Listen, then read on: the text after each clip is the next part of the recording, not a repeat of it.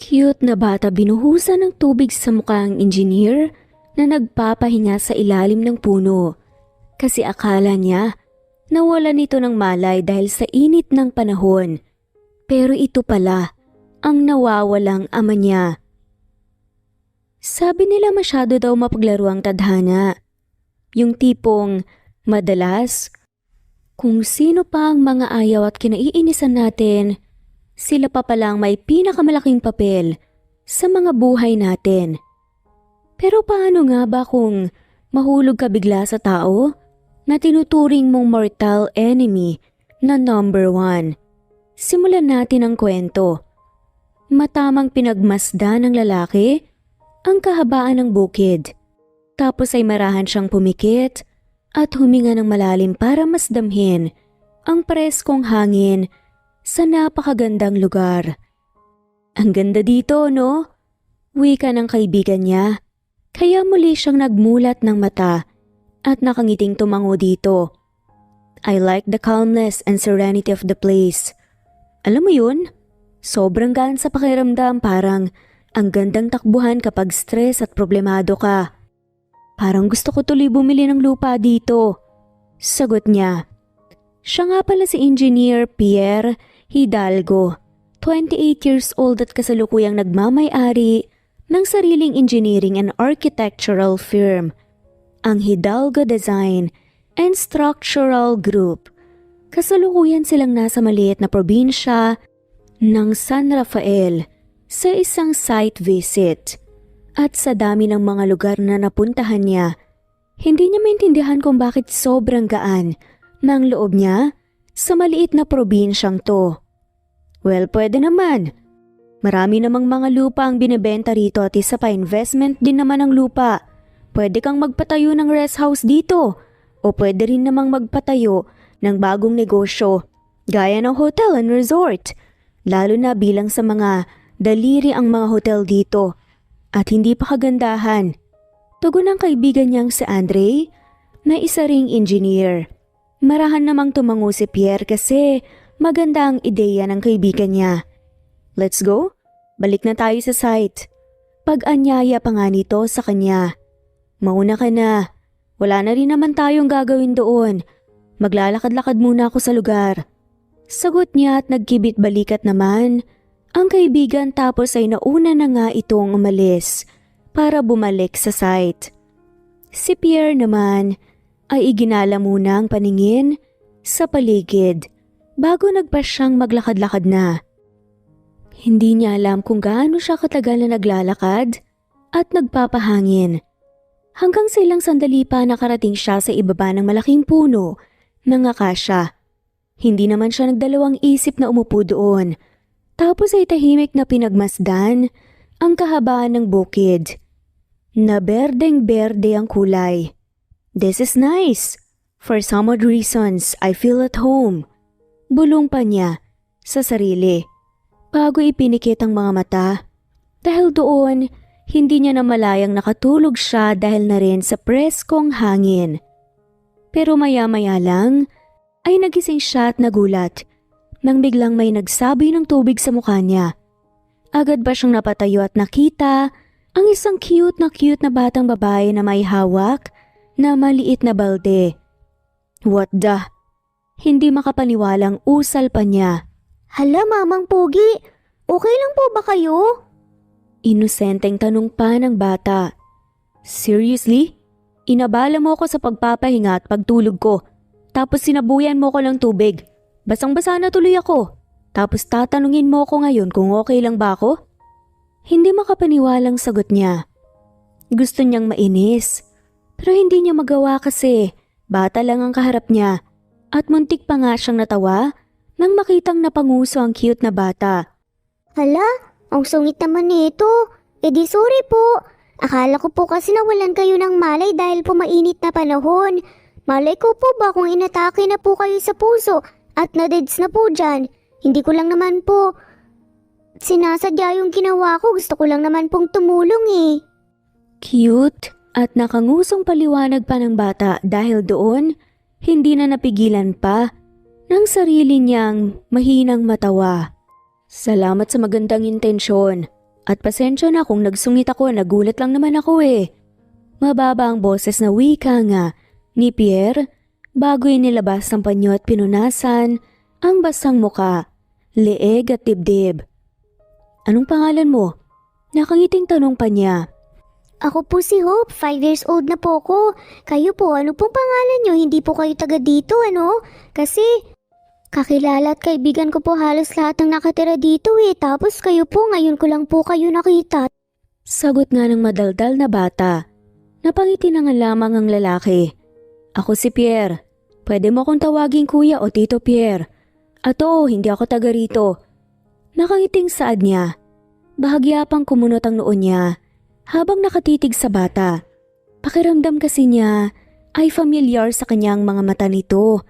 Hindi niya alam kung bakit gayong ngayon lang naman niya nakaharap ang bata. Bakit po mag-isa po kayo dito? Bakit din po kayo nandito? Tagasan po kayo? Bakit po wala kayong kasama? Wala po ba kayong friends? Masama po siguro ang ugali nyo kaya ayaw po nila kayong kalaro, ano? Sabi po ni Mama, dapat daw po lagi tayong mabait para maging mabait at saka mapalakibigan din po ang iba sa atin. Tignan niyo po ko, dahil mabait po ko, friends ko po halos lahat ng nandito. Miss Conjugality po ako. Ay, mali. Miss Congevity? Miss Conditionality? Ano nga po yun ulit? Basta, ang ibig sabihin daw po nun ay yung palakaibigan daw po. Miss Nationality po ata ang tawag dun eh. Makulit at madaldal na wika naman ng bata habang kumakamot tulo. Kaya natawa tuloy si Pierre. Taga Maynila ako. At baka Miss Congeniality ang tinutukoy mo. Nakangiti at natutuwa pa ngang saad niya. Nag-enjoy kasi siya nakausap ang batang kaharap niya ngayon. Yun nga po, ang hirap naman pong bigkasin nun. Tugon ng bata na napakamot ulo na nga lamang kaya muli siyang napahalakhak. Hope anak, kanina pa kita hinahanap kasi kakain na tayo ng tanghalian eh. Ikaw talagang bata ka, kung saan-saan ka nagsususuot. Wika ng babaeng paparating. Kaya hindi na nga nakasagot pa si Pierre. Malawak namang napangiti si Pierre nang makita ang familiar na babae. Shine? Gulat at hindi makapaniwalang tanong ni Pierre. Siya si Shine Santos. Kaklase niya noong high school at schoolmate din nito noong college. Sa totoo lang ay hindi sila magkaibigan, more like mortal enemy pa nga. As in, hindi lilipas ang isang araw na hindi sila nagsasagutan at nagkakapikunan. Bukod doon, ay best friend si Shine ng ex-girlfriend niyang si Faith. Sa side naman ni Pierre, sadya nang inaasar ang babae kasi nakyukyutan nga siya sa pagiging masungit at sa pagsimangot nito. Pierre? Gulat at may halong kaba. Nausal naman ni Shine sa pangalan niya. Kaya kumunot kagad ang noon niya. Magkakilala po kayo? Friends po ba kayo ni Mama? Tanong nga ng inosenteng bata at hindi nakasagot si Shine sa tanong na yun. Oo, Hope. Magkaibigan kami ng mama mo. Classmate nga kami dati eh. Nakangiting sad naman ni Pierre bago muling tumingin sa babae. Na ngayon, gulat pa rin at hindi makapagsalita. Kamusta Shine? It's been a while. Kailan ba tayo huling nagkita? More than 6 or 7 years? Grabe, hindi man lamang nagbago ang itsura mo. Nag-asawa ka na pala? You have a funny and adorable daughter. Matalino siya. Nakakatuwa. Excited na saad pa nga ni Pierre. Okay lang. Sige na, kailangan na rin naming umalis. Sagot ng babae tapos ay mabilis na lumapit sa batang si Hope. Para hilain na ito, paalis sa lugar. Pero mas lalo siyang kinabahan kasi bago pa siya makaalis, marahang hinigit ng lalaki ang braso niya. Well, wait, may problema ba? I mean, galit ka pa rin ba sa mga away at asaran natin noon? Come on, Shine. Mga bata pa tayo noon. Nakangiti at mababa ang boses. Nauwi ka ng lalaki. Hindi Ano ka ba? Wala na sa akin yun. Sige na, alis na kami. Tila may halong takot na sagot ni Shine. Kaya mas lalong kumunot ang noon niya. Pakiramdam kasi niya ay may iniiwasan o itinatago ang babae. At hindi naman niya alam kung ano yun. Mamang Pogi, gusto niyo po bang sumama sa bahay namin? Kakain na po kami. Gulay po ang request kong ulam kasi po favorite ko po yun. Kumakain din po ba kayo ng gulay? Sabay na po kayo sa amin, hindi po ba? Friends naman po kayo ni Mama. Welcome naman po sa bahay namin yung mga friends po namin eh. Nakangiting sad pa nga ng madaldal na bata kaya mahinang napasinghap si Shine. Si Pierre naman malawak na napangiti bago tumango nang walang pag-aalinlangan. Hindi makahindi si Shine sa request ng batang si Hope na isama nga ang lalaki sa bahay nila. Kaya wala itong nagawa sa huli kung hindi ang pumayag. At kahit nang nasa hapag na sila, ay tahimik lang siyang kumain at hindi mapakali. Samantalang ang batang si Hope naman ay hindi matigil sa kadaldalan at kakukwento ng kung ano-ano sa lalaki. Magkaklas at magkakaibigan kayo ni Shine noon, iho. Tanong ng tatay ni Shine sa lalaki maya-maya pa. Kaya tumango ito. Opo, well actually parang hindi po ata kami magkaibigan. Naiinis po sa akin si Shine noon eh. Although kasalanan ko naman po kasi maloko po akong tao at lagi ko po siyang inaasar. Nakangiting tugon naman ng lalaki. Pinag-aral kasi si Shine ng tiyahin niya sa Maynila nung high school. Kung saan naging kaklase nga niya si Pierre. Nung college naman ay nag-working student siya. Umalis sa poder ng tiyahin niya. Doon niya nakilala ang naging kaibigan ni Faith. Ang matalik niyang kaibigan ni ex naman ni Pierre na nakasama rin niya sa dorm. Bakit ka nga pala napadpad dito sa probinsya namin? Tanong naman ng nanay ni Shine. May site visit po kasi kami. Yung bagong tinatayong supermarket pa sa malapit, kumpanya ko po ang may hawak ng project na yun. Sagot niya. Inhinyero ka? Tanong ulit ng tatay ni Shine, kaya nakangiti ulit ito na tumango sa lalaki. Opo, at sa ngayon may sarili na po akong firm, ang Hidalgo Design and Structural Group. Although, hindi ko po alam kung narinig niyo pa po ang tungkol sa kumpanya ko kasi medyo nagsisimula pa lang din po kami. Pero marami na rin naman pong kliyente ang nagtitiwala sa awa ng Diyos.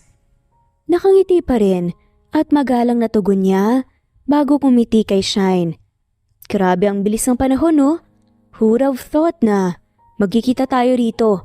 Hindi ko alam na nag-asawa ka na pala. Nasaan nga pala ang asawa mo? Dagdag pa nga nito kaya mahinang naubo si Shine. Ha? Wala akong asawa. Ang tanging naisagot niya. Mabuti na nga lang at nagsimula na nga ulit na dumaldal si Hope kaya nawala ulit sa kanya ang atensyon ng lalaki. Nagpatuloy pa ang mga ito sa pag-uusap at si Shine na natili pa ring tahimik. Kapag napapalingon nga sa kanyang lalaki, mabilis siyang nag-iiwas ng tingin na parabang iniiwasan niya na magtagpo ang mga mata niya. Ganun ang naging eksena hanggang sa matapos na silang kumain. Anak, napansin namin ng tatay mo na parang tahimik ka kanina sa hapag ah. May problema ba? Wika ng nanay ni Shine pagkatapos nilang kumain habang inaabala ang sarili sa pagligpit ng mga pinagkainan. Si Hope naman kasama pa rin si Pierre sa taas at nasa terasa ng muti nilang bahay. Patuloy na dinadaldala nito. Siya ba anak? Maiksi pero makahulugan na tanong naman ng tatay niya. Mahina siyang napasinghap bago tumango. Alam naman kasi niya kung ano ang nais malaman ng mga to. Siya nga po. Sobrang hina ng boses. Nasaad nga nito. Alam na ba niya ang totoo? Kaya siya nandito? Tanong ulit ng nanay niya kaya marahan siyang umiling. Kung ganun, kailangan mong sabihin. Kailan mo sasabihin sa kanya ang totoo? Tanong naman din ng tatay niya. Hindi ko pa kasi alam tay eh. Paano kung magalit siya at kunin po sa akin si Hope? Nanlulumo na tanong niya. Ano nga bang totoo? Well, hindi talaga anak ni Shine si Hope. Anak ito ni Pierre. At nang matalik niya ang kaibigang si Faith. Ulilang lubos si Faith. At nang maghiwalay sila ni Pierre, ay sumama ito sa kanya dito sa probinsya nila.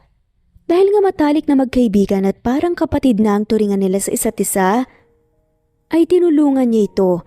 Sa kasamaang palad, pumanaw ito noong isinilang ang batang si Hope, kaya si Shine na ngang nagalaga sa bata at ang tinuturing niyang ina.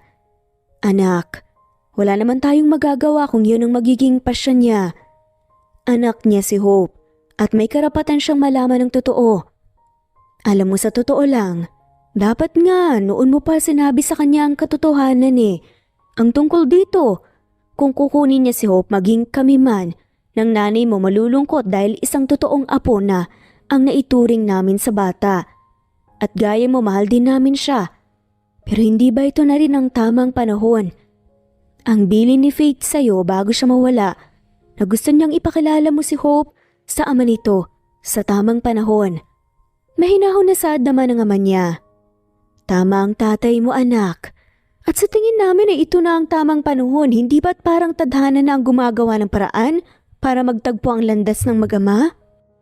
Isa pa, matagal ka naman nang tinatanong ni Hope kung nasa ang ama niya. Segunda naman ang nanay niya. Totoo yun. At ang madalas niyang tugon ay nagtatrabaho ito sa malayo. Kahit paminahal nila ng sobra, ang bata alam ni Shine na nangungulila pa rin ito sa isang ama. Matagal nga siyang naging unfair dito. Maging kay Pierre na rin. Dahil lang natatakot siyang mawala sa kanyang bata na tinuturing nga niyang totoong anak. Ganun pa man, hindi nila inilihim sa batang tungkol sa totoong ina nito. Kaya sa murang edad, alam ni Hope na hindi si Shine ang totoong ina niya. At madalas naman nilang pasyalan ang punto ni Faith. Pero tama rin ang mga magulang niya. Kailangan na niyang magsabi ng totoo bago pa mas maging komplikado ang lahat. Kakausapin ko po siya. Sasabihin ko na po sa kanyang totoo. Puno ng kaba na saad ni Shine. Maya-maya pa. Hindi madali sa kanya na gawin ito, pero alam niya na ito ang tamang gawin. Agad na iniwan ni Shine ang ginagawa tapos ay naglakad na nga ito papunta sa terasa. Napagat pa nga siya ng ibabang labi nang makita ang batang si Hope na nakakalong kay Pierre habang nagtatawanan ng dalawa. Nakuha ni Hope ang mata ng ama nito.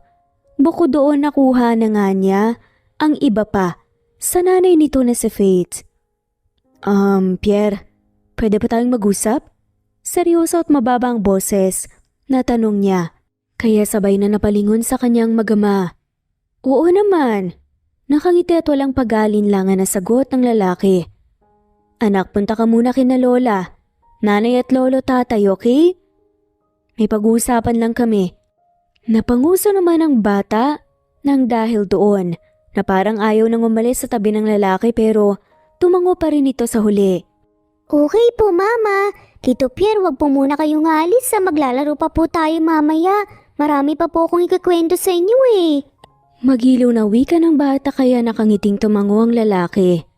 Nang nakalis ng bata, ay nakangiting tumayo si Pierre para harapin si Shine. Ano nga palang pag-uusapan natin? Tanong nito. Pwede bang dun tayo sa kubo? May halong kaba na tugon niya at itinuro pa nga ang kubo sa hindi kalayuan.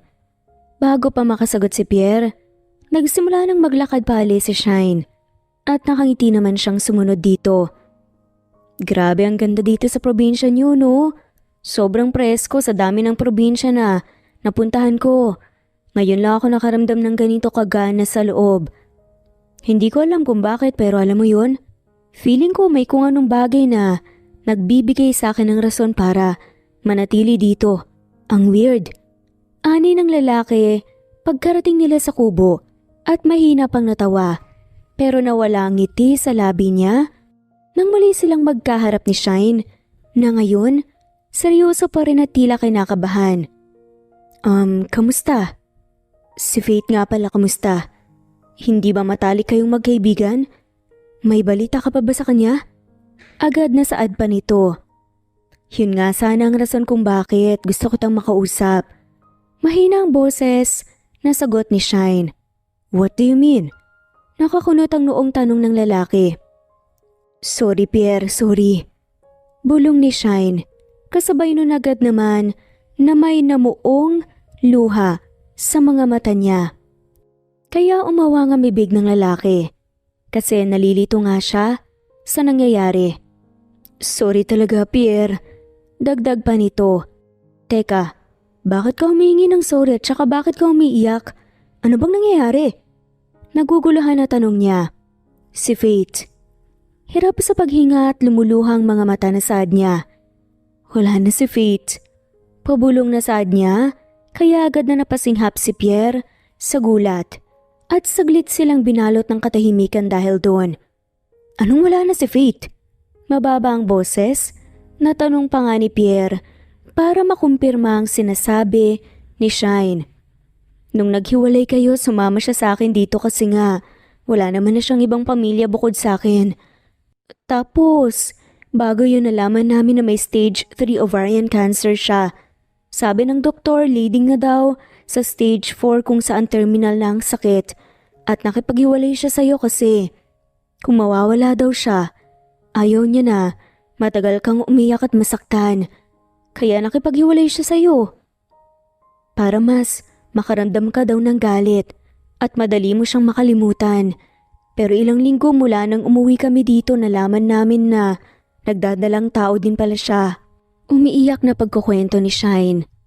Saglit na tigilan si Pierre dahil sa narinig. Pero maya-maya pa, ay agad na umawang ang labi niya nang may napagtanto bigla. Sabi ni Hope sa akin kanina, hindi daw ikaw ang totoong mama niya? Na yung totoong mama niya nasa langit na. Anak ba ni Faith si Hope? Anak ba namin ni Faith si Hope kaya para kang natatakot at may tinatago sa akin kanina? Kaya rin ba nagsasorry ka sa akin? Puno ng takot at kaba, natanong ni Pierre. Sunod-sunod na napalunok naman ng laway ang ginawa nang umiiyak na si Shine bago tumango. Oo, Pierre. Anak niyo ni Faith si Hope. Sagot pa nito. Agad na napasinghap si Pierre dahil sa narinig. Agad ding may namuong luha sa mga mata niya. Ngayon, pakiramdam niya ay malinaw na nga sa kanya kung bakit tila pakiramdam niya ay may rason para manatili rito at kung bakit sobrang gaan ng loob niya sa batang si Hope. Bakit hindi niyo sinabi sa akin agad ang totoo? Nangihina na tanong pa ni Pierre. Sasabihin naman dapat niya sa'yo ang totoo eh. Pero nung pinuntahan ka namin sa Manila, nakita ka namin na may kasamang ibang babae. Agad magkayakap kayo. At mukha ka daw masaya. Natakot daw siyang sabihin sa'yo ang totoo. Kasi baka hindi maniwala at baka ipagtabuyan mo lang siya. Kasi nga siyang nakipaghiwalay sa'yo. At natakot din daw siya na sirain pa ulit yung saya na nararamdaman mo dahil sa pananakit niya sa'yo. Sagot ni Shine. Komplikadong naging pagbubuntis ni Faith pero tinuloy niya. Maayos niyang iluwal si Hope pero hindi na nga kinaya ng katawan niya. At gusto niya na makilala mo ang bata sa tamang panahon. Saad pa nito. Anong tamang panahon? Kailan ba ang tamang panahon na sinasabi mo? Dapat simula pa lang sinabi niyo na sa akin ang totoo. Kasi karapatan ko yun.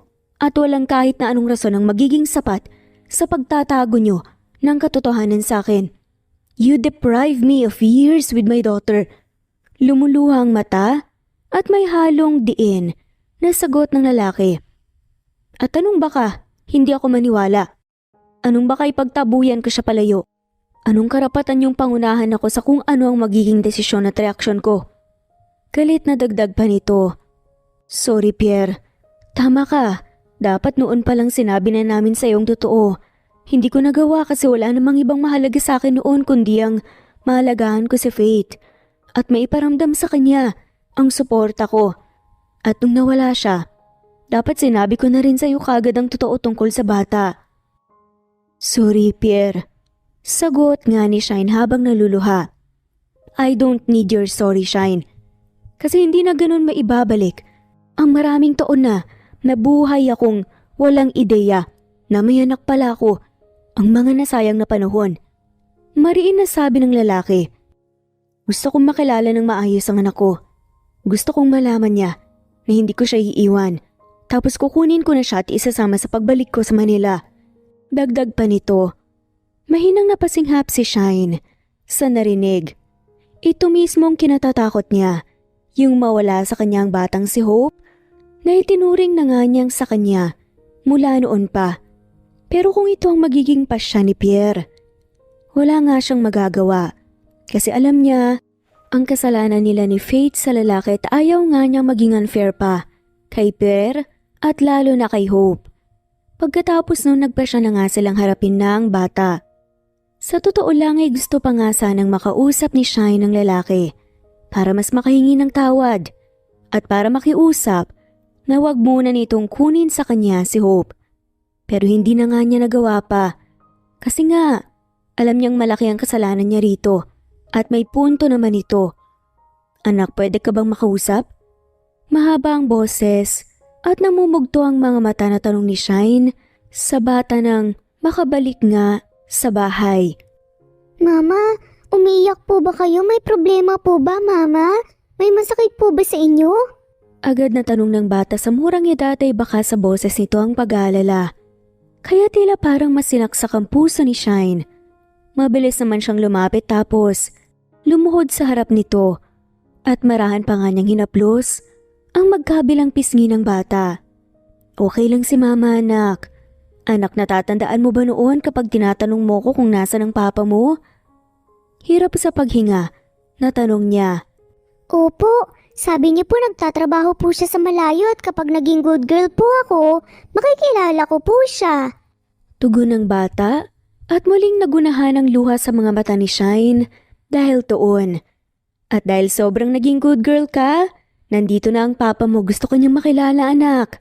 Pabulong na saad ni Shine. Agad na napatingin ang batang si Hope kay Pierre na ngayon ay naluluha rin. Ang mata at matamang nakatitig sa kanya. Kayo po ba ang papa ko? Tanong nga nito at sunod-sunod na paglunok ng laway ang ginawa ni Pierre dahil sa tanong na yon. Tapos ay marahan nga siyang tumango. Ako nga, pwede ba akong lumapit? Pwede rin ba kitang mayakap? Halos pabulong na tanong pa nga nito, kaya agad na tumayo si Shine para mabigyan ng daan ang lalaki na mayakap si Hope. Papa, bakit ngayon lang po kayo? Ang tagal ko po kayong hinintay eh. Ayaw niyo po ba sa akin? Good girl naman po ako eh. Tsaka masipag din po ako kaya bakit ngayon lang po kayo? Naluluha na tanong pa nga ni Hope nang mayakap nga siya ng ama. Sorry anak. Sorry kung wala si Papa nung mga panahong kailangan mo ko. Sorry kung hindi ko agad nalaman ang tungkol sa'yo. Sorry kung ngayon lang ako. Pangako, hinding-hindi naalis si Papa. Hinding-hindi na ako papayag na magkalayo pa tayo. Umiiyak din na sagot ni Pierre. Papa, promise niyo po na hindi na po kayo alis kasi po kahit love po ako ni Mama at saka ni Lola, Nanay at Tatay, mas magiging happy po ko kapag kasama ko na po kayo lagi. Kaya Papa, promise niyo po na hindi po kayo aalis ha? Sad pa ng bata. Promise anak, promise hindi na ako aalis.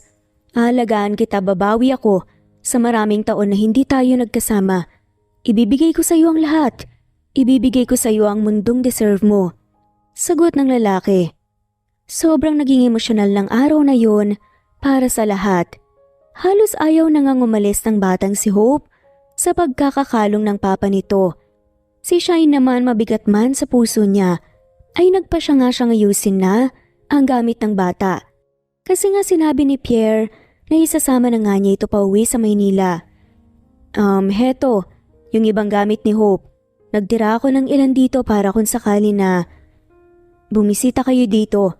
Mababa ang boses na saad nga ni Shine habang bitbit ang isang malaking bag at muling nalapitan sa salang magama. Ang mga magulang ni Shine ay tahimik lamang na halatang nalulungkot din sa nangyayari. Pupunta po tayo sa bahay niyo po, Papa? Tanong naman ang inosenteng si Hope kaya nakangiting tumango ang lalaki. Oo anak, alam mo may swimming pool ang bahay natin sa Manila, makikilala mo din doon ang lolo't lola mo. Nako, tiyak na matutuwa ang mga yon, tapos pwede nating lagyan ng maraming books at dolls ang magiging room mo doon. Sagot ng lalaki na halatang gusto na nga agad i-spoil ang bata. Talaga po, Papa? May sarili po akong room doon? Yay! Gusto ko po kulay pink tapos marami pong dolls. Mama, nasan po ang gamit niyo po ni na Lola, Nanay at Lolo Tatay? Hindi po ba kayo sasama sa amin? Sama po kayo sa amin, please. Sad nga ng bata at tila excited nga itong nakatingin kina Shine at Pierre. Ama na, ano kasi? Alam mo naman na hindi kami pwedeng basta umalis ng lola, nanay at lolo tatay mo dito, di ba? Kasi magsisimula na ang anihan sa bukid natin. Tsaka, ayaw mo ba yun? Magbabanding kayong dalawa ng papa mo. Pilit ang itinasagot niya. Pinipigilan na nga na hindi na nga muling umiyak dahil ayaw niyang ipakita sa bata na nalulungkot at nasasaktan siya. Huwag kang mag-alala, anak. Papasyal naman tayo dito kapag may pagkakataon eh. Agad na saad pa nga ni Pierre sa bata. Papasyal po dito? Bakit po? Hindi po ba dito po tayo nakatira? Hindi na po ba ako dito titira? May halong takot na tanong ng bata bago muling tumingin kay Shine. Mama, pinapaalis niyo na po ba ako dito? Ayaw niyo na po ba sa akin? Tanong pa nga nito. Anak, hindi. Hindi mangyayari yun. Pero kasi, namiss ka ng papa mo eh. Hindi ba namiss mo rin naman siya? Agad na tugon ni Shine. Opo, pero ayoko pong umalis dito, Mama. Ayoko po kayong iwan dito. Masaya naman po ako dito eh. At saka marami po akong friends dito, Mama. Huwag niyo naman po akong paalisin, please. Promise po, mas magiging good girl pa po ako. Papa, dito na lang po tayo, please. Ayoko po silang iwan dito, Papa. Wika nga ng bata na nagsimula na nga ulit umiyak. Tahan na anak, tahan na. Dito lang tayo, kung yun ang gusto mo. Agad na sagot ng lalaki, para lang mapatigil na ang bata sa pagiyak. Pasensya na po kayo, masyado akong nadala ng emosyon na hindi ko man lang iniisip na malaki na ang parte nyo sa buhay ng bata. At hindi ko pwedeng basta baguhin yun, na hindi ko siya pwedeng basta na nga lamang kunin sa inyo. Wika pa nga ni Pierre sa kanila. Naiintindihan namin ang pinanggagalingan mo, iho. Malumanay ang boses na sagot ng tatay ni Shine. May alam po ba kayong bahay na pwedeng maupahan malapit dito? Tanong pa niya. Naku, wala eh. Yung karamihan sa mga apartment ay nasa kabilang bayan pa. Dulo at liblib kasi yung probinsya ng San Rafael. Sagot ng tatay ni Shine. Iho, naiintindihan namin na gusto mong malapit sa bata. Kasi gusto mo siyang makasama kasi gusto mong bumawi sa kanya. At ayos lang naman sa amin kung pumarito ka muna pansamantala. Wika ng nanay ni Shine.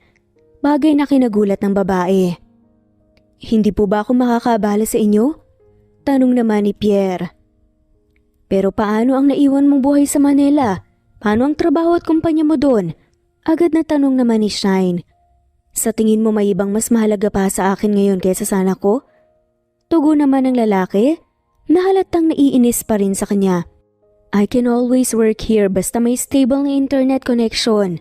Dagdag pa nito, kaya napanguso na nga lamang siya bago tumango. Well, mas okay na sa kanya yun, kesa nga tuluyan ang ilalayo ni Pierre sa kanya, si Hope. May linya naman ng naitayo noong nakaraang taon, kaya malakas ang signal dito. Sagot pa nga lamang niya at nag-iwas pa ng tingin. Pagpasensyahan mo na, ang munti naming bahay, iho. Hindi namin alam kung magiging komportable ka dito o kung ano. Pero may dalawang silid naman dito. Ang isa ay sa amin ng tatay nyo. At ang isa ay kina Shine at Hope. Pwede kang pansamantalang tumuloy sa silid namin. Kami ng tatay nyo ay nasa sala na muna. Wika pa nga ng nanay ni Shine. Nay, hindi na po. Mas kailangan niyo po ni tatay ang komportableng tulugan. Agad na sagot nga ni Shine bago tumingin sa lalaki. Doon na lang kayo ni Hope sa kwarto namin, ako na dito sa sala. Sad pa niya. Bakit po, Mama? Hindi po ba pwedeng tatlo po tayo ni Papa sa kwarto? Malaki naman po yung bed eh. Kasya po tayo dun. Tsaka, isa po kasi sa mga pangarap ko, yung matutulog po ako na may katabing Mama at Papa.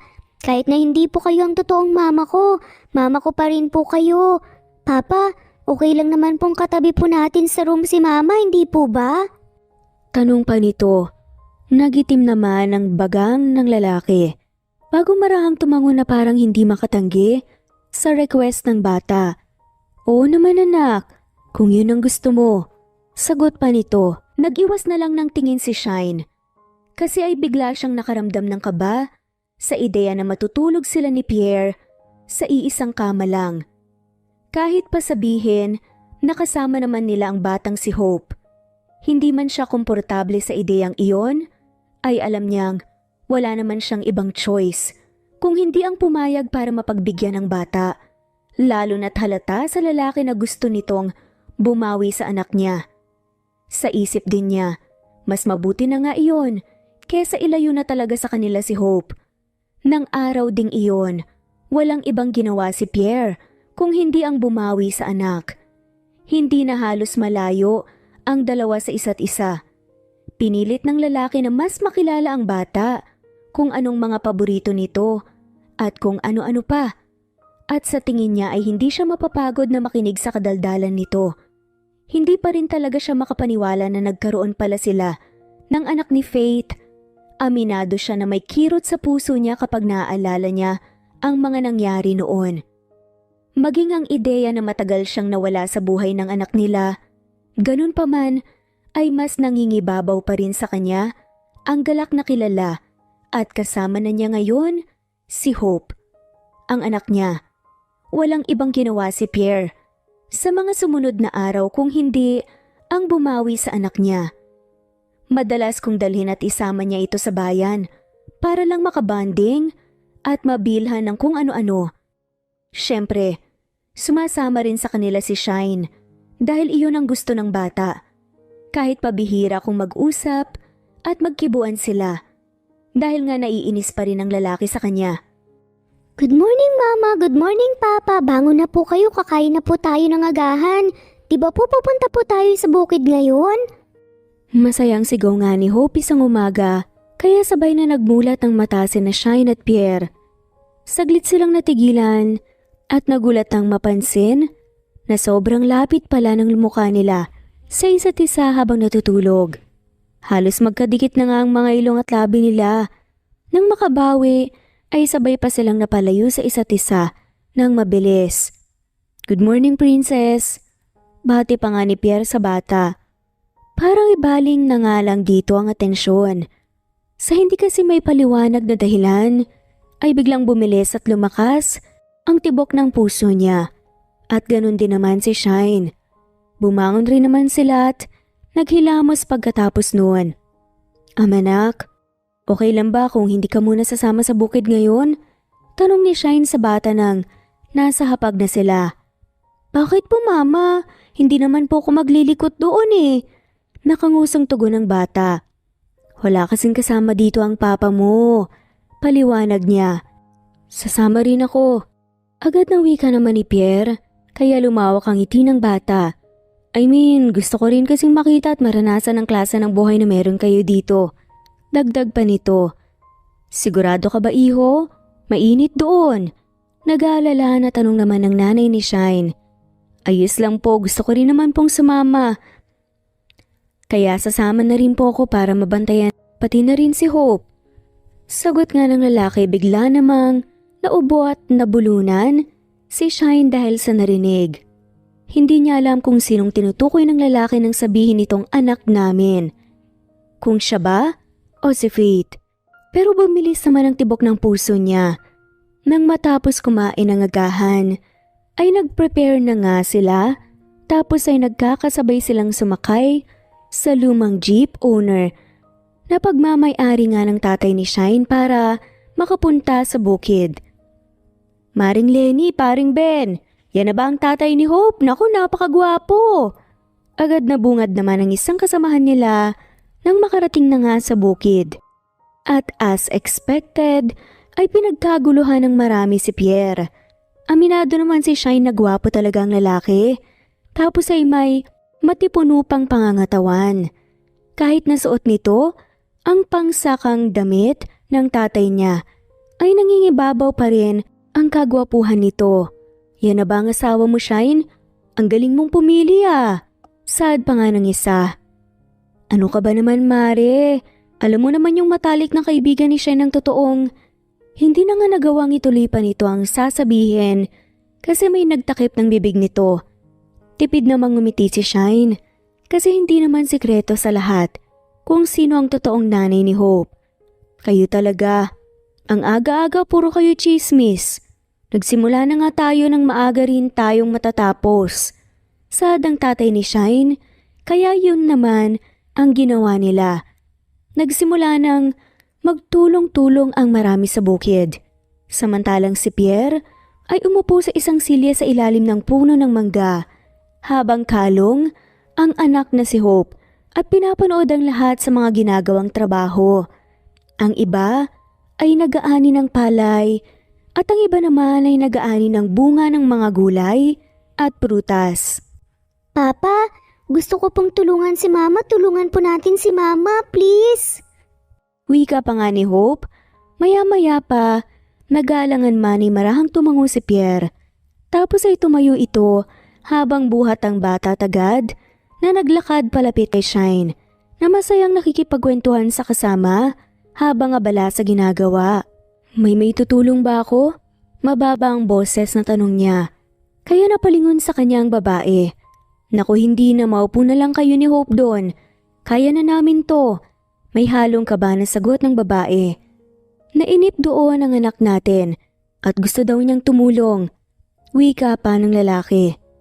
Mahinang napasinghap si Shine sa narinig at muli na namang bumilis at lumakas ang tibok ng dibdib nang sabihin ni Pierre ang mga katagang anak natin. Ikaw ang bahala. Ihiwalay niyo na lang yung mga hinog na mangga sa mga hilaw pa para hindi maging mabigat ang trabaho. Sagot nga ni Shine na agad pang nag-iwas ng tingin para maitago ang namumulanga na mga pisngi. Her face is turning red. May sakit ka? Nakakunot ang noong tanong pa ng lalaki. Ha? Hindi Baka dahil sa init lang. Agad na depensa naman ng babae. Hindi pa naman gaanong mainit At saka nasa silong naman kayo ng mga puno. Ang presko kaya? Tugon ng lalaki. Doon na nga kayo. Marami pang kailangan gawin. Wika na nga lamang ni Shine at muling nag-iwas ng tingin. Nagkibit balikat na nga lamang ang lalaki bago nagpa siyang gawin na ang utos sa kanya kasama ang anak niya, pero napangiti siya sa ideya na tila may epekto sa babae ang presensya niya at hindi niya alam kung bakit. Pagdating ng tanghalian, nag-boodle fight silang lahat. Hindi naman ito ang unang beses na naranasan ni Pierre ang ganito, pero ito ang unang beses na sobra siyang nag-enjoy, lalo na habang kumakain ay masayang nagkukwentuhan at tawanan ng lahat. Apo, halika na. Kailangan mo nang maghilamos at amoy pawis ka na. Wika ng nanay ni Shine. Kinahaponan, pagka-uwi nila ay't magilaw namang sumama sa kanyang bata, kaya sina Pierre at Shine ang naiwan sa terasa ng bahay. Pasensya na ha, isa lang kasi ang banyo rito pero pagkatapos nila ikaw na ang susunod. Wika ni Shine nang mapansin nga na nagkamot ng leeg si Pierre na para bang gusto na nga nitong maligo. Dahil nga sa maghapon na pagbababad sa init. Hindi, ayos lang. Tugon naman ng lalaki bago tumingin ng diretsyo sa kanya. I had fun. Wika pa nga nito na siyang kinagulat ng babae. Ha? I mean, ang akala ko talaga maiinip ako doon. The truth is, kaya lang naman ako sumama para mapagbigyan si Hope. Pero nag-enjoy ako. Ang babait ng mga tao dito, no? Nakangiti lagi tapos ang init pa ng pagtanggap nila sa akin na para bang pamilya na nila ako. At matagal na nga nila akong kakilala. Paliwanag pa niya. Naku, mababait talaga ang mga tao dito. Pamilya ang turingan naming lahat. Nakangiting sagot pa ng babae. Ganito rin ba ang naging turing nila kay Faith noon? Tanong ni Pierre at nakangiti namang tumango si Shine. Nung nagdadalang tao si Faith at nalaman nila ang tungkol sa kalagayan niya, halos araw-araw kong puntahan siya dito sa bahay at dinadalhan ng kung ano-anong prutas. Minsan nga kapag sobrang dami ng trabaho sa bukid, may mga nagvo-volunteer na maiwan dito sa bahay para bantayan at alagaan siya. Sagot nga niya, that's wonderful to hear. At least alam ko na naging masaya siya bago siya nawala kasi. Maraming nagmamahal sa kanya. Pasensya ka na pala kung naging immature ako nitong mga nakaraang araw ah. Sobra lang ako nasaktan sa mga nalaman ko. Pero alam kong hindi sapat na rason yun para magalit ako sa'yo. Gayong sinubukan mo lang naman na protektahan si Faith. Kung tutuusin, dapat ka magpasalamat pa ako sa'yo eh. At sa mga magulang mo. Kasi inalagaan at minahal niyo. Si Hope, na parang sa inyo talaga siya. And you even let me stay here just to be with her. Mahabang sad pa nga nito na siyang nagpangiti kay Shine. Alam ko ang kasalanan ko at may karapatan kang magalit at salamat din kasi pumayag ka na dito muna si Hope. Alam kong darating ang araw na isasama mo na talaga siya. Pero salamat pa rin kasi sa ngayon may pagkakataon pa kaming makasama at maalagaan siya. Tugon naman ni Shine. Can I ask another question? Tanong naman ulit ni Pierre. Ano yun? Yung bukid sa inyo ba yun? Dati. Mababang boses? Nasagot ni Shine kaya kumunot ang noo ng lalaki. Anong ibig mong sabihin? Kay tatay ang lupa noon pero naisang lakasin niya eh. Hindi namin kaagad natubos. Kaya lumaki ng lumaki ang tubo kaya ngayon nakikisakan na lang kami. Yung 30% ng kita sa mga ani na pupunta sa pinangsanglaan. Yung additional 20% naman na pupunta rin sa kanya para konti-konti kaming makabawas ng utang. Yung 50% naman, pinaghahatian ng lahat. Pero hindi rin namin nakukuha ng buo yun eh kasi may tax pa. Paliwanag nga niya, kaya bahagyang umawang ang bibig ng lalaki. So bale, 50% ang napupunta sa pinangsanglaan niyo ng lupa? That's a bit too much. Hindi pa kayo kumonsulta sa abogado? Aniya, umiling lang naman ito. Hindi na. Kung tutusin kasi dapat matagal na ngang nawala sa amin ang lupa kasi nga hindi talaga kami makabayad eh. Kaya nung ganun, ang naging proposal niya sa amin, pumayag kami. Kesa naman marami kaming mawalan ng hanap buhay, 'di ba? At least, kahit maliit ang kinikita namin ngayon, may kabuhayan pa rin kami. Sagot ni Shine. May isang labang lupa dahil kay Faith? Mababa ang boses. Natalong ulit ni Pierre dahil saglit namang natigilan si Shine bago tumango. Anak din ang naging turing sa kanya ng mga magulang ko. Isang totoong pamilya ang tingin namin sa kanya. At saka gustuhan nga namin na matulungan siya. Gumaling sa sakit niya. Nagpasya kami na isang laang lupa para may panggastos kami sa pagpapagamot niya. Sagot pa nga nito. Napakabuti niyong tao, Shine. Mababa ang boses at seryosong saad ng lalaki habang nakatitig ng diretsyo sa mata ng babae. Hindi nila alam kung gaano katagal pero pakiramdam nila ay kapwa na nga sila nalulunod sa lalim ng titig ng isa't isa. Ganun pa man. Walang nangahas na mang-iwas ng tingin sa puntong yon hanggang sa kinabahan si Shine kasi bumaba na nga sa labi niya ang tingin ng lalaki. Mama, Papa, tapos na po akong maghilamos. Mabango na po ako. Lumipas ang mga araw at mas naging maayos pa ang lahat.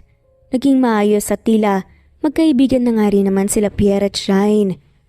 Good evening, dinner is ready. Malawak ang iting bati ni Pierre. Mama, kain na po tayo. Si Papa pong nagluto, Mama. Marunong pong magluto si Papa. Nakangiti at namamangha. Nasaad naman ang bata. Anong meron? Bakit ikaw nagluto? Tanong naman ni Shine. Naisip ko lang napagod kayong lahat sa bukid kaya ako nang naghanda ng hapunan.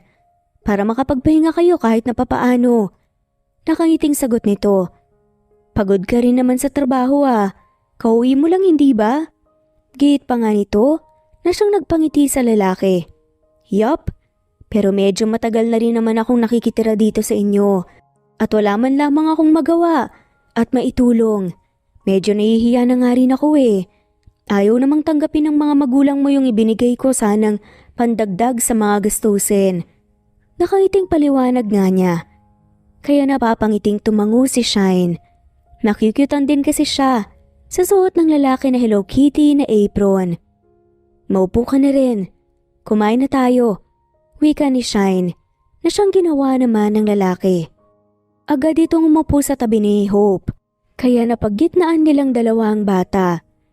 Oo nga po pala, may munti po akong regalo para sa inyong lahat. Nakangiti na sad pa ni Pierre. Maya-maya pa bago tumayo at nagmamadaling pumasok sa silid. Pagkabalik nito ay agad nga niyang inilapag ang kulay brown na envelope sa harap ng mga magulang ni Shine. Ano to, iho? Natatawa na tanong nga ng tatay ni Shine bago binuksan ang envelope, tapos ay napasinghap sa nakita. Kaya muling kumunot ang noo ni Shine. Bakit po, tay? Nalilito na tanong nga nito. Iho, maraming salamat, pero hindi namin ito matatanggap. Agad na saad naman ng tatay ni Shine bago ibinalik ang titulo ng lupa sa envelope. Agad namang kinuha ni Shine yan para matignan din. At mahina rin siyang napasinghap sa nakita. Tinubos mo ang titulo ng lupa? Hindi makapaniwalang tanong naman ni Shine kaya nakangiting tumango si Pierre. Please, tanggapin niyo na. Ito rin ang gusto ng bata. Actually, nag-usap nga kami tungkol dito at halos magmakaawa siya. Alam ko po na naisanglan niyo na ang lupa niyo sa kagustuhan na matulungan at gumaling sa Faith dati. At noong mga panahong nahihirapan siya, kailangan niyo ako. Wala po ako sa tabi niya. Ito lang po ang alam kong paraan para kahit na papaano makabawi po ako sa kanya. Para kahit na paano mabawasan din po yung bigat na nararamdaman ko. Mahinahon na wika pa nga nito. Pero iho, bukal sa loob namin na tulungan si Faith. Kasi parang anak na rin namin siya. Yun na ang turing namin sa kanya. Noong panahong isinangla namin ang lupa, tinanggap na namin ang posibilidad na hindi ito mababawi. At wala kaming pagsisisihan doon. Hindi naman kami humihingi ng kahit na anong kapalit at kabayaran eh. Sad pa ng tatay ni Shine. Kasi hindi ba ganun naman kapag pamilya? Segunda pa ng nanay ni Shine. Alam ko naman po yun. At sa minawala po kayo at sa hindi. Sobra po ako nagpapasalamat sa inyo. Pero gusto ko pong gawin ito. Hindi lang po para sa inyo. Para na rin po kay Faith. Kay Hope. At sa mga kasamahan niyo po, na ang kabuhayan ay nakasalalay sa lupa na sinasaka niyo. Paliwanag nito. May isa lang po sana akong hilingin. Dagdag pa nga ng lalaki. Ano yun? Tanong ng tatay ni Shine. Yung bakanteng lote po sa tabi mismo po nitong bahay niyo. Yun lang po ang gusto ko. Sagot nga nito. Alam ko po kasi na kahit kailan hindi na kayo mawawala sa buhay ni Hope. Kasi pamilya na po niya kayo. At kahit na ako itinuring ko na kagad kayo na pamilya. Kahit hindi ko kayo lubusang kilala. At ayoko po na ilayo siya sa inyo. Kaya papatunayan ko po sana na kaya ko po kayong panindigan.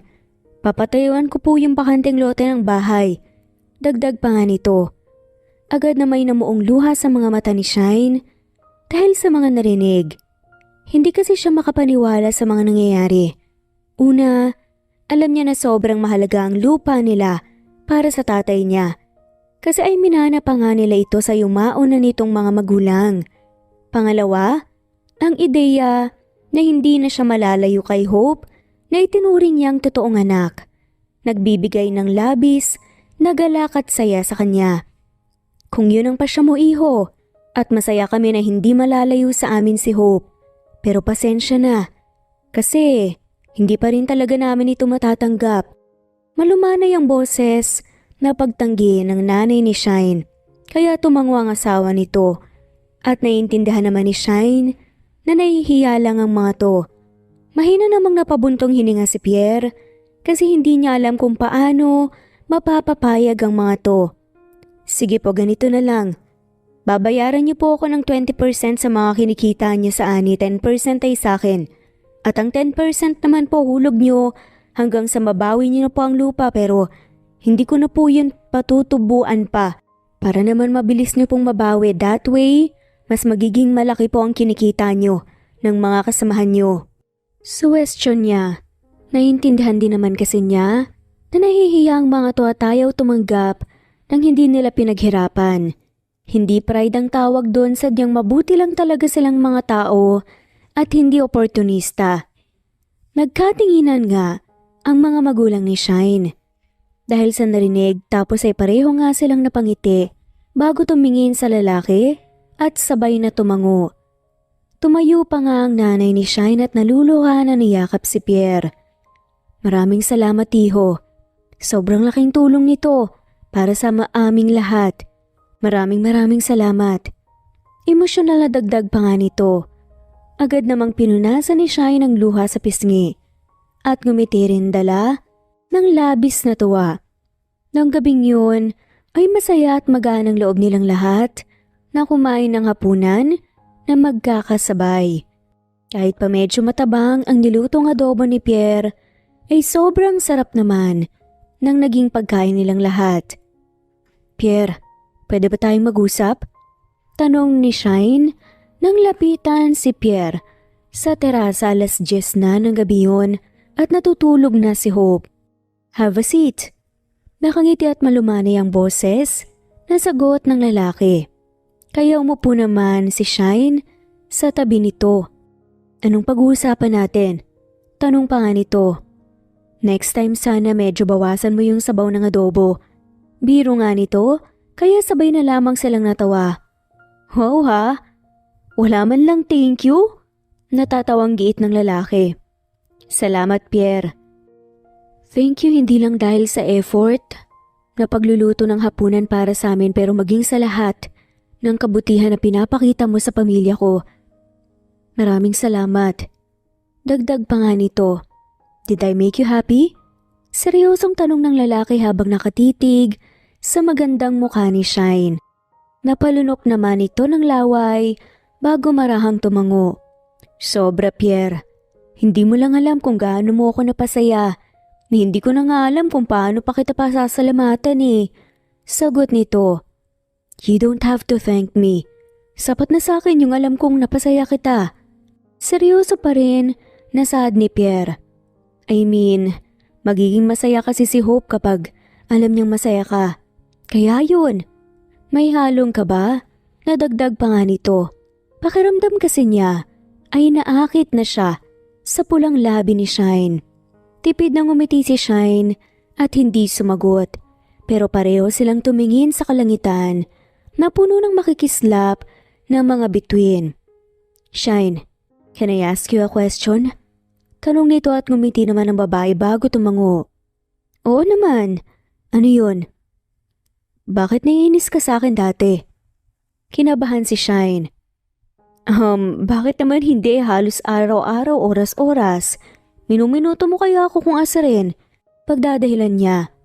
Paano ang cute mo kasi? Para kang Amazona. Pero yun lang ba ang dahilan mo? Sa pagkakatanda ko kasi una naman okay tayo eh. Natigilan si Shine. Natatandaan mo nung 4th year high school tayo. Mababa ang boses. Natanong nito. At tumango naman si Pierre.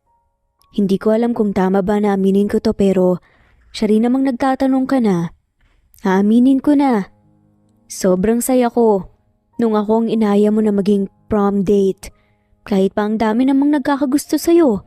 Kasi sa totoo lang, crush kita noon. Pakiramdam ko magiging perfect prom night na yon. Lalo na't hindi ako naka-attend ng 3rd year. At yun din ang magiging unang prom ko. Panimula ni Shine. Kaya agad na umawang ang bibig ni Pierre. Alam na kasi niya kung bakit papunta sa ganun ang usapan. Ang kaso hindi ka nagpunta. Ang tagal ko kayang naghintay sa mga entrance. Pakiramdam ko nga ayaw mo nang tumuloy eh. Bata pa ako noon. Immatured mag-isip. At sobrang sensitive kaya yun nainis ako sa'yo. I'm sorry about that. Honestly, gustong gusto kong umattend ng prom. Kaso, bago pa ako makalis ng bahay, nawala si Lola. Inatake siya. The same night, hindi na kita tawagan pa. Do you want to know a secret? Mahabang saad naman ng lalaki. Ha? Anong sikreto? May halong ka ba? Natanong ni Shine. Sa dami ng nagkakagusto sa akin, kahit noong high school tayo, ikaw rin naman ang unang babae na nagustuhan ko. I mean, hindi naman kita hahayaan na maging prom date ko kung hindi, di ba? Simula nung 1st year hanggang 4th year at maging college tayo. Pinibigyan mo ko ng atensyon And kaya yun, nagustuhan kita. Dagdag pa nito. Akala ko nawala yung nararamdaman ko noon para sa'yo nang magkakilala kami ni Faith. Pero hindi pala. Literal na napanganga si Shine. Kasi hindi talaga siya makapaniwala sa mga naririnig. Hindi na nga siya nakasagot pa kasi hindi niya alam ang tamang sasabihin. Gusto rin sana niyang mag-iwas ng tingin pero hindi niya magawa. Ilang sandali pa ay bumaba na naman ang tingin ni Pierre sa labi niya. Can I be honest with you? Hindi ko alam kung bakit pero nitong mga nakaraang araw wala akong ibang makita kundi ang mga labi mo. Gustong gusto kitang halikan, Shine. Dagdag pa nga nito, kaya muling napasinghap si Shine. Para pa siyang naugat sa kinauupuan ng biglang umusog palapit sa kanya si Pierre. Habang ang tingin ay nasa labi pa niya. Tapos ay yumuko ang lalaki para sana mahagkan siya at sakalang parang bumalik sa reality si Shine at mabilis na umiwas. Sorry. Agad na saad pa nga niya sa mababang boses. Hindi kasi tama to, mali to. Pierre, sorry. Anong mali dito? We're both single, Shine. Wala naman tayong ginagawang masama. At saka, wala tayong inaapakan na ibang tao. Giit naman ng lalaki. Ex mo ang best friend ko. At may anak kayo. Ano na lang iisipin ng mga magulang ko kapag nalaman nila to? Ano na lang iisipin ng ibang tao? Mali ito. Pasensya na, Pierre. May halong kirot sa dibdib na paliwanag naman ni Shine bago nagmamadaling tumayo. Abinado siya na iba talaga ang epekto sa kanya pero mali pa rin. Sa mga sumunod na araw, hindi na ulit napag-usapan pa ni Pierre at Shine ang tungkol sa nangyari. Nag-uusap naman sila pero civil lang. Anak, huwag kang magulo at makulit sa school ha. Hindi ka muna mababantayan ulit ni Mama. Marami kasing trabaho sa bukid eh. At kailangan kong tulungan ng lola nanay at lolo tatay mo. Day off ko ngayon. Ako na munang maghahatid sundo sa kanila. Sad naman ito at napangiti na nga lamang siya nang marinig ang salitang anak natin. Napapansin kasi nila na may namumuong tensyon sa pagitan ng dalawa. Sila ang tatanungin. Ayaw sana nilang magkaroon ng ganun. Talaga po, Papa? Yay! Makikilala niyo na po si teacher. Mabait po si teacher. Tsaka maganda pa po. Sad naman ni Hope at excited pa. Pagkatapos kumain ng agahan nagpa siyang lahat na umalis na. Sina Pierre at Hope dumiretso na nga sa school kung saan nag-aaral ang bata. Pilit na inabala naman ni siya ng sarili sa trabaho. Anak, ayos ka lang ba? Ilang araw na naming napapansin ng nanay mo na parang may malalim kang iniisip pa. May problema ba? Tanong naman ng nanay niya. Ayos lang po ko. Tungkol ba kay Pierre? Hindi po saan naman po nanggaling ang tanong na yan? Peke pa nga itong tumawa. Anak, kilalang kilala ka namin kahit noon pa. Alam namin na yun ang dahilan. Napabuntong hininga na nga lamang siya. Pasensya na po, Nay, Tay ha. Pero promise, pinipigilan ko naman po ang sarili ko eh. Ayoko rin naman po na lumalim pa kung anong nararamdaman ko. Paliwanag niya. Kaya agad namang nagkatinginan ng magulang niya. Ano namang pakialam ng ibang tao sa inyo? Wala naman kayong ginagawang mali anak. Huwag kang matakot na sundin ang puso mo. Basta wala ka namang tinatapakang ibang tao. Hindi masamang magmahal pag wala kang inaapakang iba. Mahabang dagdag ng nanay niya. Hindi po kayo galit? Nalilito na tanong ni Shine. Bakit naman kami magagalit? Anak, mula noon wala kang ibang ginawa kundi maging mabuting anak, maging selfless. Pati na rin kay Hope. Maybe it's time now para sundin mo naman ang kung anong makakapagpasaya sa'yo. Dahil doon, tila gumaan ang pakiramdam ni Shine. Iniisip niya kung suportado siya ng magulang niya. Bakit pa niya iisipin ang sasabihin ng iba? Patapos na po kasi ang klase ni Hope. Pupuntahan ko lang po ang mag-ama ko. Mahina ang boses nito. Hindi na nagkasaya pa ng oras si Shine at umalis na nga ng bukid. Mama! Nakangiting pagtawag ni Hope sa kanya nang makita siya nito, kaya napalingon ang dalawa sa kanya. O paano Jean, mauna na kami at mukhang sinusundo na kami. It's really nice to see you here, catch up na lang tayo ulit soon ha. Nakangiting paalam ni Pierre sa isang babae. Napalunok na nga lamang si Shine sa nasaksihan, pero pinili pa rin niyang manahimik. What are you doing here? Akala ko marami kayong gagawin sa bukid.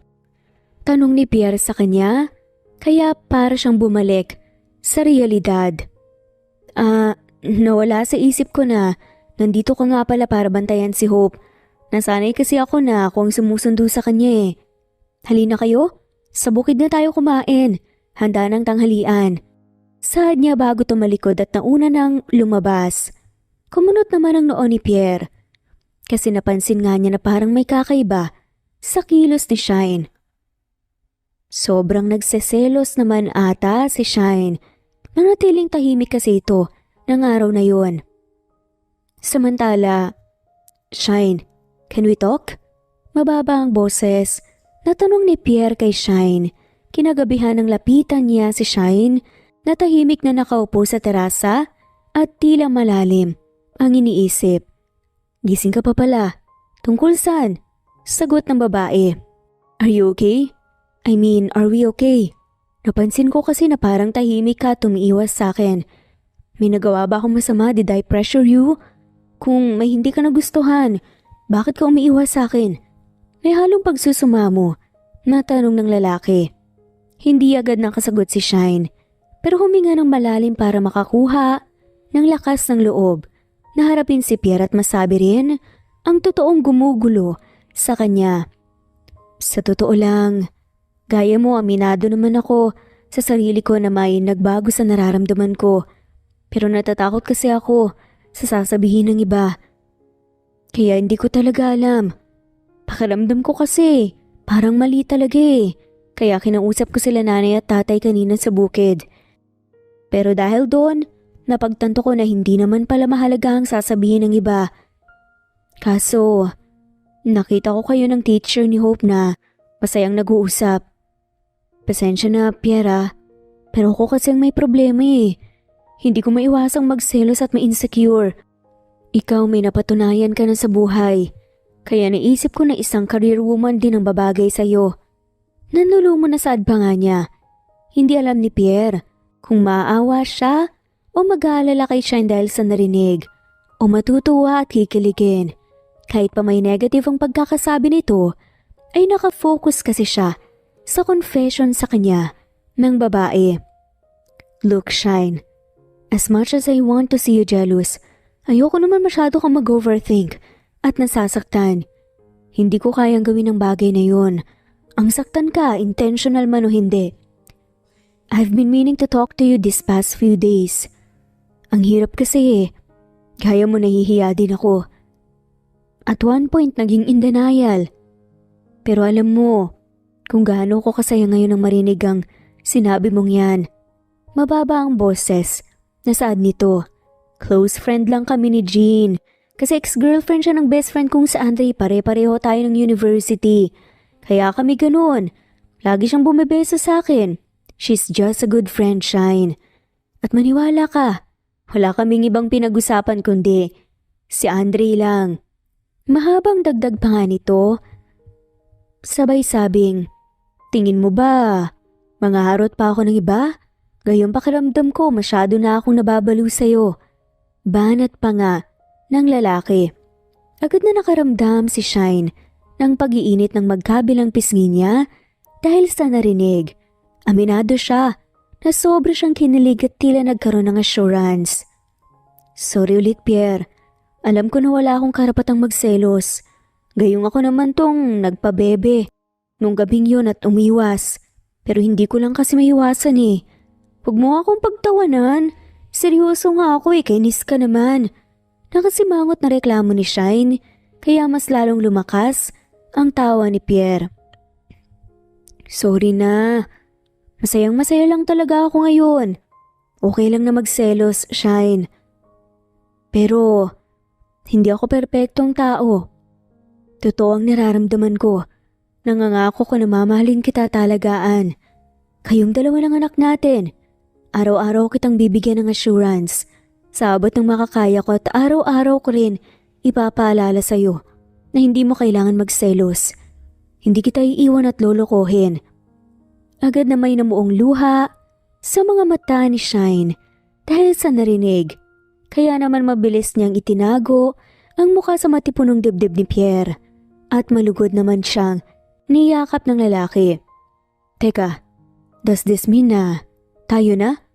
Malawak ang itinatanong pa nga ng lalaki maya-maya. Ha? Manligaw ka muna no? Ni hindi ka pa nga nagsisimulang manligaw, ganyan na ang tanong mo. Sa adaman ni Shine kaya muling napahalakhak si Pierre at hinigpitan ang pagkakayakap dito. Kahit hindi mo sabihin sa akin, yun naman talaga ang bala kong gawin eh. At kahit pa maging tayo na, kahit pa ikasal na tayo at magkaroon ng 36 na mga anak, patuloy pa rin kitang liligawan. Malambing na bulong ni Pierre. Grabe ka naman sa 36 na anak. Anong akala mo sa akin, inahing baboy? Natatawa pero naluluha pa rin. Natanong ni Shine. Hindi. Ang tingin ko sa'yo, ina ng mga magiging anak natin. Maharot na banat naman ni Pierre, kaya muli silang natawa. Tapos kumawala sila sa yakap, para muli nga niyang matitigan ang magandang mukha ni Shine. But, can you do me one favor please? Pagsusuma mo pa nito. Anong favor? May halong kaba na tanong niya. I want to kiss you. Ilang linggo na akong nagpipigil kasi ayoko nang magalit ka sa akin. Pero kapag hindi pa kita nahalikan, pakiramdam ko, mababaliw na ako. Puno ng lambing na sagot nito. Napakagat naman sa ibabang labi si Shine para pigilan ang pagngiti pero marahan pa rin siyang tumango. Kasi aminado siya na gusto rin naman niya. Laking gulat nga niya. Kasi ay mukhang yun lang ang hinihintay ni Pierre pagkatapos kasi niyang tumango. Hindi na nga ito nag-aksaya pa ng panahon na yumuko para mahagkan ng labi niya. Nagsimula nga sa mababaw na halik hanggang sa nahanap na lamang niya ang sarili na sinusuklian yun. Kaya agad naman yung lumalim at hindi nila alam kung gaano katagal pero kapwa sila naghahabol ng hininga pagkatapos. Saksi ang makikislap na mga bituin sa kalangitan ng halik na nagmula sa pagmamahal na kanilang nararamdaman. Mabilis pang lumipas ang mga araw at linggo at naging maayos naman ang lahat. Tinutuo at seneryoso ni Pierre ang panliligaw kay Shine at sa bawat araw na dumadaan ay parang sobrang gaan lang ng lahat para sa kanila. Kahit madalas na busy ang lalaki sa kumpanya nito, ay hindi naman siya nawawala ng oras para sa mag-ina niya. Hello Faith, kamusta ka na? Pasensya ka na kung hindi kita madalas mapuntahan na. Marami kasing ginagawa sa bukid eh. Huwag kang mag-alala sa amin. Kasama ko nga pala ang mag-ama mo. Kilala na ni Hope ang tatay niya gaya ng gusto mong mangyari. Uwi ka nga ni Shine nang nasa puntod na nga sila ni Faith. Hello po, Mama Faith. Happy po kami dito. Happy din po ba kayo dyan sa heaven? Dapat po lagi lang po kayong happy para dumami ba po ang friends niyo po na angels. Nakangiting wika naman ng batang si Hope. Hey Faith. Honestly, hindi ko alam kung saan at paano magsisimula. But I want to say sorry. Alam ko na malaki ang naging pagkukulang ko sa'yo. At alam ko na huli na. Wala na akong magagawa pero pangako mamahalin na talagaan ko ang anak natin sa abot ng mga kaya ko. Sad naman ni Pierre. Maraming salamat sa pagiging parte ng buhay ko, Faith. Hindi ka kailanman nawala sa puso at isip namin. Gusto ko rin sanang hingi ng blessing mo para sa best friend mo. Bukod doon, pakiramdam ko kasi siya na ang babae na gusto kong makasama habang buhay. Hindi ko alam kung tama ba na hilingin ko to sa'yo pero nakikiusap ako. Bigyan mo naman kami ng sign bilang blessing mo. Wika pa ni Pierre. Pagkatapos sabihin yun, biglang umihip ang preskong hangin na tila ba may yumakap sa kanila. Kaya naman, gulat silang napatitig ulit sa isa't isa. Pagkatapos at kahit pa mataas ang sikat ng araw, umambon ng kaunti pero hindi naman yun natuloy. Bilang ulan, Kasi agad nga rin yung tumila.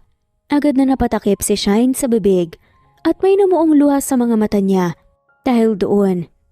Pero gustong gusto ni Faith nakakita ng ambon. Nasabi niya sa akin yan dati. Ibig sabihin naniniwala daw siya na blessing ang ambon. Bulong ni Shine kaya agad na umawang ang bibig ni Pierre dahil sa narinig. Pero malawak ding napangiti sa tuwa. Paano yan? Mukhang binigay na ni Faith ang blessing niya sa atin. Eh ikaw, kailan mo ibibigay sa akin ang matamis mong oo? Nakangiti na tanong naman ni Pierre. Paano naman ako sasagot kung wala namang tanong? Naluluha ang mata. Natanong ni Shine kaya mahinang natawa si Pierre bago tumango kasi may punto naman ito. If that's the case, please will you marry me? Hinugot nga ng inihandang singsing para kay Shine at lumuhod sa damuhan sa harap mismo ng babae. Puno ng pagsusumamo na tanong nito kaya literal na napanganga sa gulat si Shine. Handa na si Pierre. Napakasalan ng babae at wala na nga siyang balak na patagalin pa ang lahat. Kaya bumili na nga siya kagad ng singsing. Ang balak niya, kapag sinagot na nga siya nito, ay aayain na nga niya kagad na magpakasalito. Kasal agad? Nakakaloka ka naman eh. Ginugulat mo naman ako masyado. Puno ng kaba na tugon ni Shine. Doon din naman ang punta natin eh. Kasi wala na akong balak na pakawalan ka pa. Gaya ng sinabi ko, ikaw ang gusto kong maging ina ng mga anak natin. At ikaw ang gusto kong makasama sa habang buhay. So please say yes and marry me. Malambing na saad nito. Mama, yes na po please, yes na po. Naiiyak pero excited. Nasigaw naman ni Hope. Kaya naiyak na nga lamang na tumango si Shine. Yes, Pierre. Yes na yes na yes. Pasigaw na sagot nito maging si Pierre ay napasigaw sa tuwa bago isinuot ang singsing sa daliri ni Shine. Hinalikan niya sa labi ang babae dahil doon ay muling umihip ang preskong hangin na tila ba nakikiselebrate din sa kanila ni Faith. Nanatili pa nga sila doon ng ilang oras bago nagpa siyang umuwi para ibalita sa mga pamilya nila ang magandang balita tungkol sa balak nila na pag-iisang dibdib. Naging masaya rin naman ang mga magulang ni Shine sa nalaman. Kasi nga, wala naman silang ibang hiling kundi ang kasiyahan ng lahat. Sa mga sumunod na araw, nagpa siya silang bumiyahe pa Maynila para maharap ang mga magulang ni Pierre at formal nang makilala ng mga to si Hope. Naging emosyonal ang araw na yun para sa kanila pero malugod na masaya silang tinanggap bilang parte ng kanilang pamilya. Halos ayaw na nga atang malayo ng mga to sa apo nila. Pero nangako naman sina Pierre at Shine na dadalasan nila ang pagpasyal at pwede rin silang pasyalan ng mga to sa probinsya. Pagkatapos naman ng halos 3 buwan, ay nag-isang dibdib na nga sa wakas sina Shine at Pierre. Ginawa nila ang kasal sa probinsya ng San Rafael. Mga pamilya, kamag-anak at malalapit na kaibigan lang ang imbitado pero sobrang saya naman ng araw na yun at napuno ng pagmamahal. Gaya ng unang balak ni Pierre, ay nagpatayo siya ng bahay sa tabi na mismo ng bahay ni Shine at yun ang naging tahanan nila. Nakakapagtrabaho naman kasi siya sa bahay at nagmamanage pa rin siya ng kumpanya kahit pa nasa probinsya siya. Pero madalas pa rin kung bumiyahe siya pa Maynila para sa mga site visits. Ganun pa man, umuwi rin siya agad para sa mag-ina niya. Pagkalipas ng maraming taon, ay muling biniyayaan ng anak sina Shine at Pierre. Nakakatuwa kasi kambal pa talaga ang naging anak nila. Ang babae, pinangalanan nilang Grace, na ang ibig sabihin ay blessing or elegance. Ang lalaki naman ay pinangalanan naman nilang Chance, na ang ibig sabihin ay fortune or luck. At sa pagdating ni na Grace at Chance sa buhay nila, ay tila mas lalo pang tumibay ang pagmamahalan ng pamilya na binuo nila. Totoo nga na mapaglaro ang tadhana. Hindi kasi nakala ni Shine na kung sino pa ang tinuturing niyang mortal enemy, number 1 noon, siya pang lalaki na makakasama niya ngayon sa habang buhay. Simple man ang kwento para sa iba, tiyak namang kapupulutan pa rin ng mga aral. Mga aral na alam nilang magagamit at madadala nila sa kahit na anong pagsubok ang haharapin nila ng magkasama. Lalo na't naniniwala sila na hindi pa talaga dito nagtatapos ang kwento nila. Bagkus, ito pa lang ang totoong simula ng bagong kabanata. At sana gaya ng ating mga bida, kahit na papaano ay may natutunan din po kayo. I-comment lamang po. Hanggang dito na lamang po, maraming salamat sa lahat ng mga nakikinig. Hanggang sa muli. Thanks for listening. Muli ito ang Cat Amazing Stories PH. Shoutout po sa lahat.